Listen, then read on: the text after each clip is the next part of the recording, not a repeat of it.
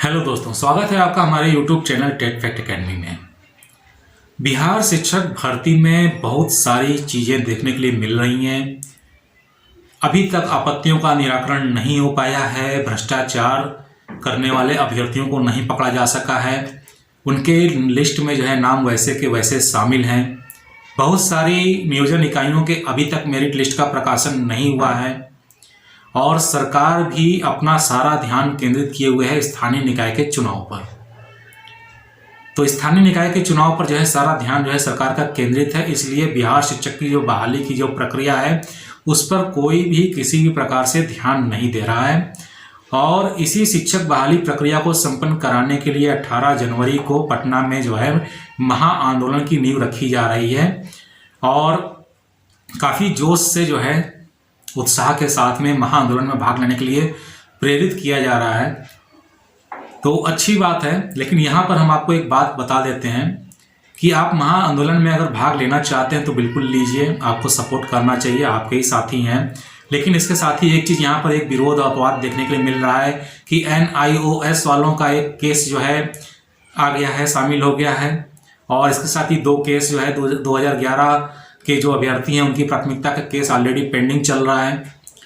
तो इन सब चीज़ों को देखने के बावजूद महा आंदोलन का कार्य कंप्लीट किया जा रहा है और उसकी पूरी प्रक्रिया शुरू हो चुकी है। सारी व्यवस्थाएं अभ्यर्थियों के लिए की जा रही हैं। और यहाँ पे एक चीज़ और पूछना चाहते हैं हम आपसे कि क्या आप लोग जो भी मेरे चैनल के सब्सक्राइबर हैं, जो बिहार शिक्षक भर्ती से संबंधित हैं, क्या वो लोग भी आंदोलन में भाग लेना चाहते हैं? तो कमेंट बॉक्स में यस जरूर करिएगा ताकि मुझे आपकी राय पता चल सके। महा आंदोलन में भाग लेने से मुझे कोई गुरेज नहीं है।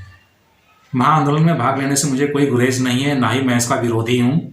लेकिन मेरी बस एक ही बात है और वो बात बिल्कुल सटीक है, बिल्कुल एक्चुअल फैक्ट है और जो होना भी चाहिए कि सबसे पहले जो फर्जी अभ्यर्थी मेरिट लिस्ट में शामिल हैं उनको बाहर किया जाए और आपत्तियों का निराकरण किया जाए। यही मेरी 2 मांगे हैं और सभी अभ्यर्थियों से मेरा अनुरोध है, आग्रह है कि अगर वो महा आंदोलन में जाएं तो मेरी ये 2 बातें वहाँ पर जरूर रखें, क्योंकि इससे आपको फ़ायदा ही होगा, नुकसान नहीं होगा। और रही बात काउंसलिंग की डेट जारी कराने को लेकर के, तो आज का जो वीडियो है इसी को लेकर के है कि क्या राज्य स्तर पे ही बिहार शिक्षक भर्ती में काउंसलिंग डेट जारी की जाएगी या नियोजन इकाई के स्तर से भी काउंसलिंग की डेट जारी हो सकती है। फिर से एक बार सुन लीजिए कि क्या राज्य स्तर पे ही काउंसलिंग की डेट जारी की जाएगी या नियोजन इकाई के स्तर पे भी काउंसलिंग की डेट जारी की जा सकती है। जी हाँ, कहने का मतलब मेरा साफ है, क्या वैसी सभी नियोजन इकाइयां जहां पर फाइनल मेरिट लिस्ट का प्रकाशन हो चुका है, क्या वो अपने स्तर से काउंसलिंग की डेट जारी नहीं कर सकते? क्या उनको राज्य से परमिशन लेना पड़ेगा? अगर राज्य से परमिशन लेना पड़ता है बिहार शिक्षक भर्ती को कंप्लीट करने के लिए, तो राज्य सरकार ने पहले से ही सेंट्रलाइज भर्ती क्यों नहीं निकाली? यानी कि यहाँ पर 2 बातें आपके सामने निकल के आ रही हैं। आप ये देख रहे हैं कि प्रत्येक पंचायत स्तर पे, प्रत्येक ब्लॉक स्तर पे, प्रत्येक नगर पंचायत स्तर पे, प्रत्येक जिला स्तर पे अलग अलग नियोजन इकाई का गठन किया गया है। नियोजन इकाई पहले से होती नहीं है, नियोजन समिति या नियोजन इकाई का गठन किया जाता है, उसमें सदस्यों को शामिल किया जाता है, नामित किया जाता है और वही सदस्य जो शामिल होते हैं, जो नामित होते हैं, वही क्या करते हैं, शिक्षक भर्ती प्रक्रिया को कंप्लीट करते हैं और उन्हीं के हस्ताक्षर से संबंधित नियोजन पत्र आपको निर्गत किया जाता है। तो यहाँ पर सबसे बड़ी बात यह है कि क्या राज्य सरकार काउंसलिंग की डेट जारी करेगी तभी काउंसलिंग होगी या नियोजन इकाई भी अपने स्तर से काउंसलिंग की डेट जारी करा के भर्ती को कंप्लीट कर सकती है। यहाँ पर आपको एक उदाहरण दे देते हैं। 2011 में उत्तर प्रदेश में जो शिक्षक भर्ती निकली थी 72,825 की, तो मायावती सरकार ने उसको क्या किया था, सेंट्रलाइज पहले निकाला था। यानी जो विज्ञापन निकला था 72,825 का, वो सेंट्रलाइज केंद्रीय स्तर पर निकला था, यानी उसको सेंट्रलाइज कर दिया गया था और ऑनलाइन आवेदन लिए जा रहे थे, ऑनलाइन चालान की फीस जमा हो रही थी, सारा काम ऑनलाइन हो रहा था। तभी उस पर एक केस किया गया कि किसी भी राज्य सरकार को स्थानीय निकाय में शिक्षकों की भर्ती के लिए अधिकार नहीं है कि वो केंद्रीयकृत स्तर पर जो है बहाली प्रक्रिया को संपन्न करा सकें। और ये केस जो है अभ्यर्थियों ने लड़ा और इस केस को जीता भी। उसके बाद जो नया विज्ञापन निकला उसमें जो है साफ स्तर पे जो जिला शिक्षा संस्थान होते हैं उनके लेवल से विज्ञापन जारी किए गए, यानी कि जिला स्तर पे शिक्षक भर्ती के लिए जो है विज्ञापन उत्तर प्रदेश में 72,825 को लेकर के जारी किए गए थे। यानी कि किसी भी राज्य सरकार को केंद्रीय स्तर पे जो है शिक्षक भर्ती, प्राथमिक शिक्षक भर्ती खास तौर से आयोजन करने का अधिकार नहीं है, उसका अधिकार स्थानीय निकायों को है।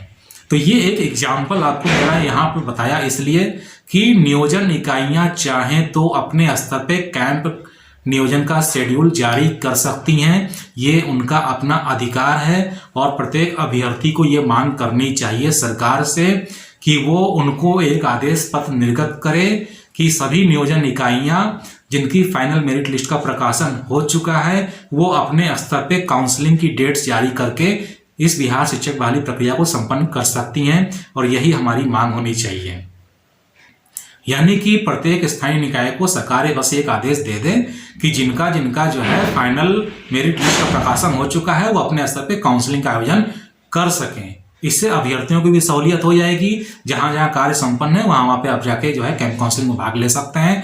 और जैसे जैसे आगे की जो है कैंप हैं, जो नियोजन इकाइयां हैं, जहां पर काम पूरा होता जाएगा वहां भी शिक्षक प्रक्रिया जो है आगे बढ़ती चली जाएगी। इसमें कोई दो राय नहीं है कि ये प्रक्रिया गलत है, ये प्रक्रिया अपनाई जा सकती है, क्योंकि आप देख रहे हैं कि बिहार शिक्षक भर्ती में जो नियोजन इकाइयां हैं उनके अपने अपने नियम हैं, चाहे वो रिजर्वेशन को लेकर के हों, चाहे भर्ती प्रक्रिया को लेकर के हों, चाहे कैंप की काउंसलिंग प्रक्रिया को लेकर के हों। ये कोई ज़रूरी नहीं है कि जो है कहीं कहीं कैंप लगेगा, कहीं कहीं जो नियोजन इकाइयाँ अपने आप नियोजन पत्र आपके दरवाजे पर भेजेंगी, ऐसा भी आपको देखने के लिए मिलेगा। यानी कि जब नियोजन प्रक्रिया शुरू होगी तो आपको बहुत सारे जो है डिफरेंसेस देखने को मिलेंगे, जो कि अलग अलग नियोजन इकाई में अलग अलग होंगे, क्योंकि प्रत्येक स्थानीय निकाय का ये अधिकार होता है कि वो अपने स्थानीय निकाय में शिक्षकों की भर्ती को पूरा करने के लिए अपने स्तर से फैसले लेने के लिए स्वतंत्र है। ये मैं नहीं कह रहा हूँ, ऐसा संविधान में भी लिखा गया है। तभी ये जो बहाली होती है वो केंद्रीकृत स्तर पे नहीं हो पाती है राज्य सरकारों द्वारा, और इनको जो है लास्ट में आकर के थक हार करके जो स्थानीय निकाय होते हैं उनकी एक समिति बनानी पड़ती है, और उसी समिति के माध्यम से शिक्षक की जो भर्ती होती है उस प्रक्रिया को जो है कंप्लीट करना पड़ता है। यही इसका असली नियम है। तो महाआंदोलन में अगर सभी शिक्षक अभ्यर्थी ये मांग करें कि जिन जिन नियोजन इकाइयों की जो है फाइनल मेरिट लिस्ट का प्रकाशन हो गया है, सरकार बस या बिहार शिक्षा विभाग उनको एक आदेश जारी कर दे कि जिन लोगों का जो है काम कंप्लीट हो गया है वो अपने यहाँ जो है नियोजन इकाई के माध्यम से कैंप लगा करके अपना नियोजन शेड्यूल जो है जारी कर दें और अभ्यर्थियों की बहाली प्रक्रिया को शुरू कराने का कष्ट करें। बस इतना ही कहना था मुझे आज के वीडियो में, और ये 100% जेन्युइन है, और यही तरीका जो है संवैधानिक भी है। सरकार सिर्फ आदेश दे सकती है राज्य स्तर पे, लेकिन सारा जो अधिकार है वो स्थानीय निकाय के हाथ में है, स्थानीय नियोजन इकाइयों के हाथ में है। उनके अपने अधिकार जो है स्वतंत्र रूप से वो लेने के लिए स्वतंत्र हैं।